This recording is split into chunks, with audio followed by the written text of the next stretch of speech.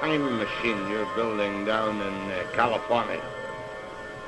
Jack, this was the result of a formula which was given to me by a man who landed a ship at my airport in 1953.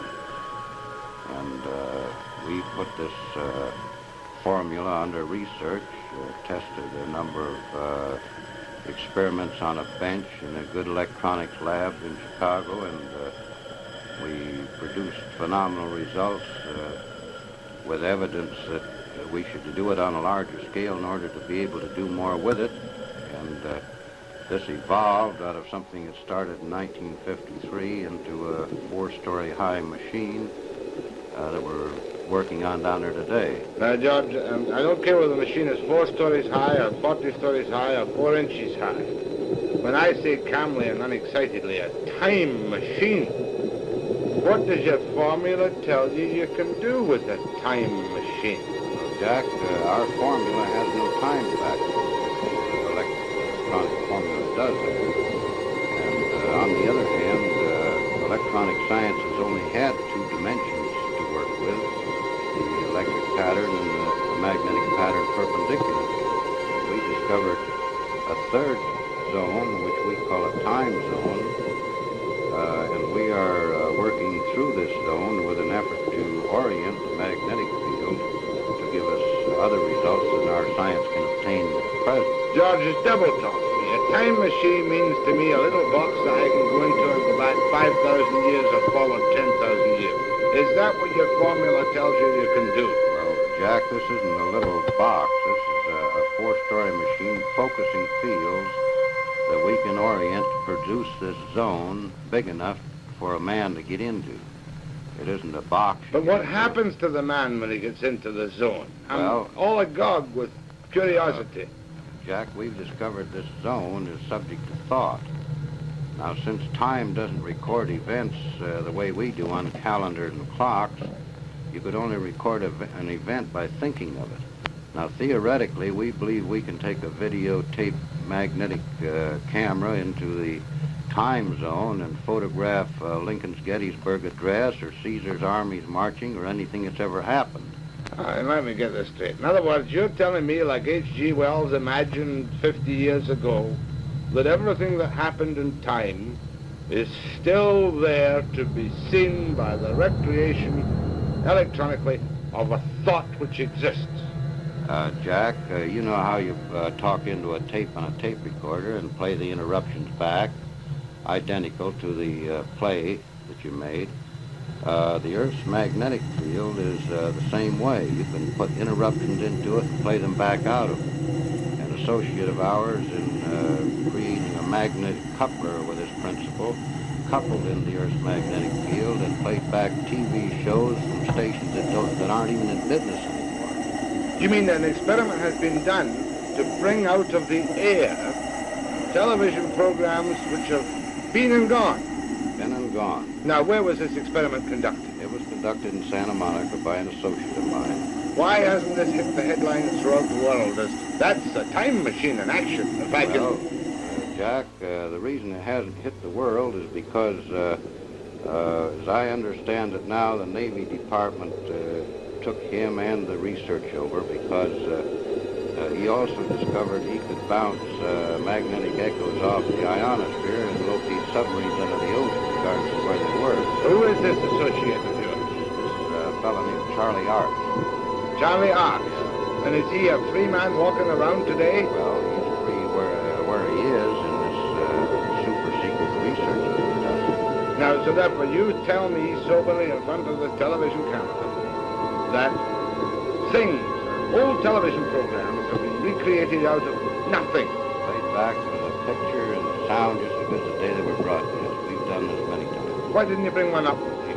Well, this requires quite a piece of apparatus. This magnetic coupler works on around 50,000 volts and doesn't have any radio frequency connected with it. And actually, the television set which plays back the picture doesn't even have an antenna connected to it. George, you know as well as I do, and you've been on television 350 times, and I've known you. I've met you once 7 years ago, and I kind of like you. But you know what the people out there are saying. They're saying this man's a nut. Well, Jack, you know, when Fulton was running the steamboat up the Hudson River, there were people still standing on the bank saying it couldn't be done. All right, let me take you back. You have a time machine plan. You have done experiments which show you can bring the past to life. Where did this formula come from? I love that Scotch accent. Jack, the formula came from a ship that landed at my airport in 1953 on August the 24th, which had 4 people aboard it that came from another planet. I'm breathless. Well, you're not only breathless, I was breathless. But I'm cynical, too. Well, that's fine. That's the way to be. In fact, I'm a bigger skeptic than you are of many things. I'm an unbeliever. Convince me that this really happened to you. Well, this thing is very similar to the thing that happened in our biblical record where our Lord presented Moses with a pattern and built a tabernacle. They came out of the sky, the man with stone tablets. This phenomenon that's taking place today is as old as our history, as our civilization. This isn't anything new that's occurring. It's something that's being continued in another time of crisis when conditions affecting the people of this planet are reaching the point where somebody has to take care of the situation. Now, I don't intend in any way to be disrespectful or blasphemous, but do you feel, and I know you're not an evangelistic type, do you feel that you're some kind of Moses receiving a new word? Well, I don't say that, Jack. I say that what is occurring now has occurred before. There's many records of these ships landing throughout history, clear back into Sanskrit. And there are records in the 1898 Chicago newspapers that covered the front page for 3 days of a big ship setting over Chicago. When you realize we're dealing with a type of man that is almost as far above us in intelligence as we are above the lower animals, there isn't anything phenomenal in this at all. Now, you say casually, because this is your life's work now, ships.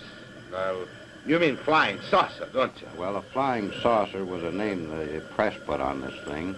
And actually, what they termed a flying saucer was nothing but a scout ship from the big carriers. But I want to go back to that night in 1953. Tell me, where did this happen for people who haven't heard you talk or seen you yet? It happened on my airport, which I've operated for the last 16 years, at Giant Rock Airport, 17 miles north of Yucca Valley in California, or 40 miles north of Palm Springs. Now, this is a private airport for small aircraft, is it? This is an airport used both by the military and private aircraft. You own this airport, do you? I lease this airport from the United States government. I've operated it for 16 years since I retired from the flight test business in the aviation. Right now. How old are you now, by the way, John? I'm 54, Jack. Got 3 grown daughters, married, and 11 grandchildren. You don't mind if I ask you the stock question? I know that you've been asked every obnoxious question that can ever have been asked. You've never been treated for any form of emotional upset. I've never had an emotional upset other than women. Except that night in Yucca Flats, not Yucca Flats, at Giant Rock, when this ship appeared. Now, give me the details, John, because I'm never tired of hearing the details of a man who says he has seen creatures from another world. Well, actually, Jack, this was as simple as crossing a street and getting hit by a car. After it's over, you're the victim of the circumstance. And I didn't see the ship land. One of my son-in-laws, if it wasn't my son-in-law at that time, saw it come down. Another man on the airport heard it, and he wasn't where he could see it. And the man got off of the ship and approached me before I even knew there was a ship down. Where were you then? What time of day or night was it? 2 o'clock in the morning and approximately a full moon, which is like daylight on the desert. Were you walking about outside or what? No, I was sound asleep when he awakened me. This man awakened. Well, something awakened me. So you got up out of your bed. I got out of my bed and went aboard the ship at his request. This man, in what language did he converse with you? He talked to me in the best English equivalent to Ronald Coleman. And he met you there and he said, what did he say, come with me to my ship or what? No, he said, I asked him what he wanted because we have a lot of people who come in stuck in the sand and broken axles and whatnot. And I asked him what he wanted, and he said, my name is Solganda, and I would be pleased to show you our craft. Solganda. Solganda. Was the craft visible to you at this time? It was when he stated this, I saw beyond him the ship, which Oh. I hadn't seen before. What did you see? A bell-shaped type of anti-gravity ship that they operate as a scout ship out of their big carriers. How big? This was 36 feet in diameter and 19 feet high. And where was it? On the ground? No, it was hovering 10 feet off the ground. And how did you go into this ship? I walked with him to a spot underneath it, and an anti-gravity beam took me up through a hole in the bottom. You're telling me at 2 o'clock in the morning in Giant Rock Airport, you walked underneath this hovering ship, and whammo, you were up No, you inside. didn't go whammo. You went just about as slow as a local elevator. And when you got off the anti-gravity elevator, what did it look like? I was inside of a ship about 18 feet in diameter and roughly 10 feet high to the domed ceiling, and there were 3 men on the ship, besides the one that had got off and invited me aboard. You keep calling them man. What do you mean, man? Well, Little green man? they were about 5'6". They came about to my eyebrows, and they could have walked in our clothes down any of our streets, and we wouldn't have paid any attention to them. And did you bring any proof off that ship? Were you alone in the ship? I was